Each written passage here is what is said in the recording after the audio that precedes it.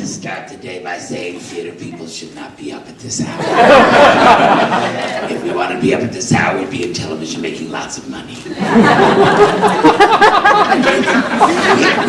we live on cabaret time. But yes, I saw this movie. I saw the movie version of Catered Affair as a child, and what I found in the story was ordinary people, the kind of people I grew up with, who have to get food on the table, and that's basically what your life's about. Life's about that, and then something can happen. Something momentous happens. Sometimes it's a death, sometimes it's something happy, sometimes it's just an accident, and you stop, and within moments you have to redo that journey of how the hell did I end up here? What was it I got here doing? What was it I wanted that brought me here? And what the hell do I do with the rest of my life?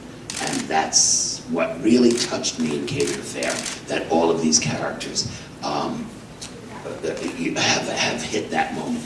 So whether it's Tom, from whose point of view I see most of the story, who has this dream and is working so hard to get there, and he's almost there, to Aggie, who has put her dreams aside for all of her life, and suddenly sees a chance to live her dream through a daughter who has been treated in such a way that she's never allowed herself to dream until she arrives in a place like this, and all of a sudden all her dreams are let go. There's such humanity in what Chayefsky saw that I said I want to take that and bring it to a place that I understand and say what I wanted to say with it. You talked a little bit earlier about what really attracted you to this project. You saw the movie originally when you were a kid? Yeah. And did it speak to you at some time at that age, or was it until many years later? No. Well, Bette Davis, I was a gay kid, so Bette Davis spoke to me plenty, and I loved Ernest Borgnine from McHale's Navy reruns, and from the movie Marty, and Debbie Reynolds, once again a gay kid, Debbie Reynolds. Tammy, Tell Me True, and Singing in the Rain. So, it had a lot of that. And Barry Fitzgerald, I love Barry Fitzgerald. Just a brilliant actor. And I knew those people. I knew those are the people I grew up with, the women hanging out the windows and all that. I knew those. So I did identify with it. As a kid, did I say, I want to make that into a musical? No, I don't think so.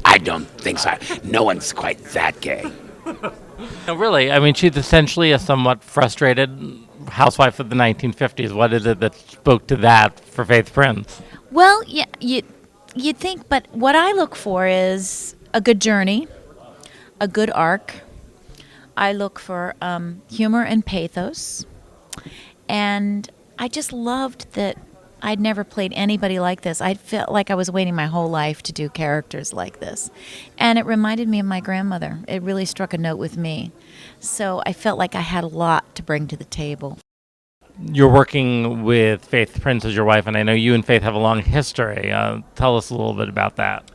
Well, the first time I worked with Faith was in Guys and Dolls back in the 90s, and I was Sky Masterson and she was Adelaide, and of course that was a huge musical and a huge success for her in particular, and I have always enjoyed her brand of humor and her particular skill in delivering a song. I think this role is tailor-made for her, and I think she's going to really open some eyes. Now, of course, you worked with Harvey in the original Broadway company of Hairspray. So, did he tell you that he had you in mind from the beginning? No, I had auditioned like everybody else, and which is fine with me. Good old auditioning. And I guess I knew something was special that day. I mean, I auditioned and I was like, oh, I'm totally this girl, and I guess they thought the same thing because they hired me the same day. Tell me a little bit about working with Leslie Kritzer, who plays your fiance. My fiance.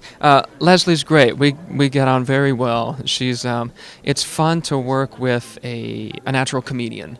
Someone who is naturally funny. So there's a certain energy, that is just inherent, that is just there. So it's a different energy being communicated between two actors that it always keeps something alive and fresh or whatnot. So that's great. We have a great time. We're always laughing and all throughout the show. Hopefully you won't see that.